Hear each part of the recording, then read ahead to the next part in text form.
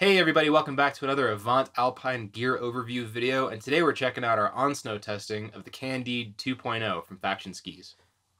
Before we really get into the ski test, I just want to get one thing out of the way real quick, which is that I'm pretty biased about this ski.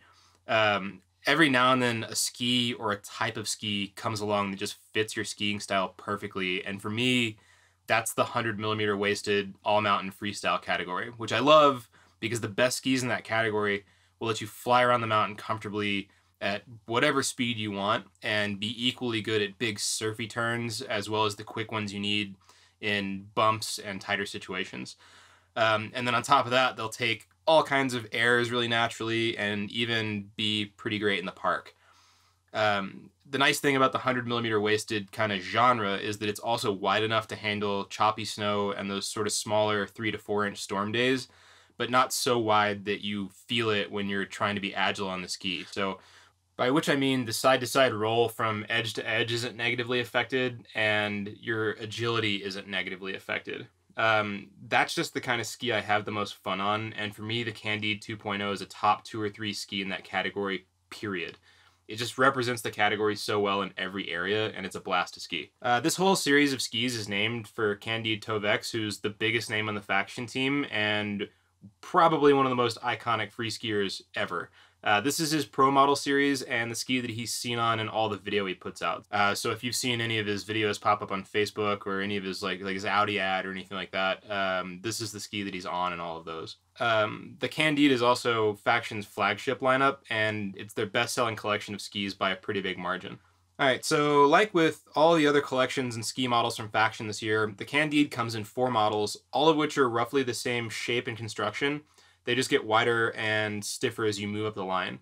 So today we're checking out the 2.0, but basically everything that we'll discuss here can realistically be applied to all 4 models. All of them are full twin tips, meaning they have a fully upturned tail that's shaped more or less exactly like the nose of the ski.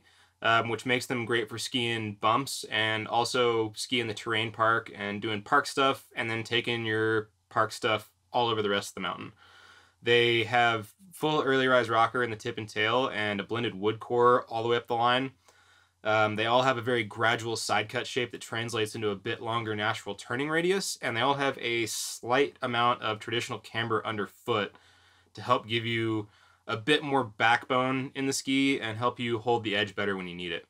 So the 2.0 we're looking at today comes in 5 lengths. It starts at a 166 centimeter, and then they've got a 172, 178, 184, and 188.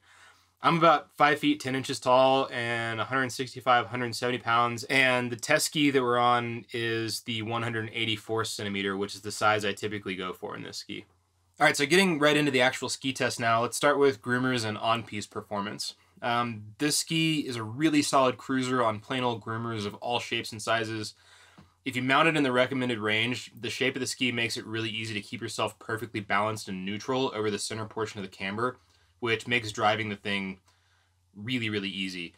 You can get low on it and pick up some speed to make some really fast slashing turns, or you can just kind of take it easy and lay down some big, arcing, cruisy turns. It's not quite as capable as a more racy directional ski would be in terms of bombing just really long distances, steep, fast on edge, but once you learn how to drive it, you won't have any trouble using it to carry lots of speed pretty much wherever you want.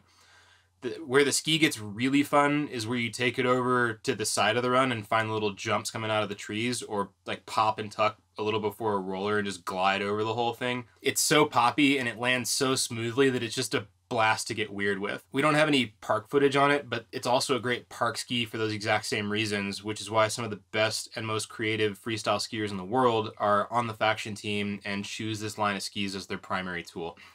Moving into Mogul performance, it's really just more of the same. This is a really, really good Mogul ski. It turns in super fast, it's really agile, the tip and tail both soak up impact well, and the tail doesn't hook up really at all. It's just all the kinds of features that you want in a super capable Mogul ski. On top of all that, because it's meant to be a ski that can air over pretty much anything, it's another one that really wants you to gap from one Mogul to the next, which is super fun once you get good at it. In general, though, I'd say if Mogul performance is a top priority for you, maybe go for the narrowest version and buy the 1.0.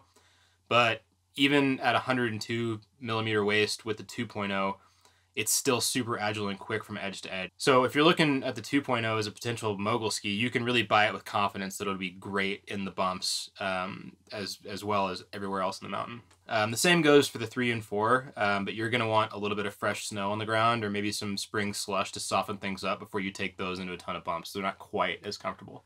All right, finally moving into steeps and big mountain terrain. When it comes to this kind of stuff, like larger cliff drops into steeper landings or really technical chutes, this ski is a little bit weaker in those areas than some of the other stuff on the market. But that being said, basically anything within most resort boundaries should be doable on this ski. I just wanted to point out that it might be a less ideal tool once you move into these areas. For shorter runouts and one-off features, like if you're just hitting 1 or 2 things in a line and then getting out of there, this ski should be fine. I just wouldn't personally take it to Alaska in its factory configuration and ski a crazy 3,000 foot line with it. There are just better skis out there for that. Overall though, despite maybe a slight weakness in big mountain terrain compared to other skis on the market, this is still one of my favorite skis out there right now. I like to ski literally all over the mountain, doing little airs over stuff, ski and switch here and there, maybe occasionally sliding a rail in the park or something. And I need a ski that I can take practically anywhere and not have to worry about whether it can hang. And for me, skis like the Candide series really fit that bill. I've owned 2 pairs of the 2.0 before we even started this business, and I'm either on that exact ski or something really similar probably 80% of my days every year. The only time I change it up at all is when we're doing ski tests or when there's a big storm and I need some more float. But in situations like that, I'm still skiing pretty much the same way. So all I'm doing is jumping up to a bigger version of the same ski, which in this case would be the Candide 4.0 or something like that. So if you're listening to the way I describe the way I ski and think that's kind of your favorite way to get around the mountain, I would highly, highly recommend checking out the Candide series and picking the one that you think fits you best.